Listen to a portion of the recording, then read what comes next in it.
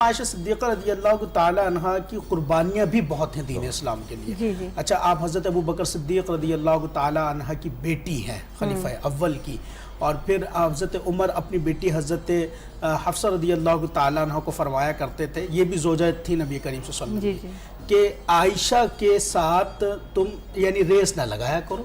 عائشہ کا مقام نبی کریم صلی اللہ علیہ وسلم کی بارگاہ میں بہت بلند ہے. بلکہ ایک دفعہ نبی کریم صلی اللہ علیہ وسلم نے کسی نے پوچھا نبی کریم صلی اللہ علیہ وسلم سے کہ آپ کی نظر میں کون سی عورت سب سے افضل ہے؟ آپ نے فرمایا عائشہ. عورتوں میں کون افضل ہے؟ عائشہ.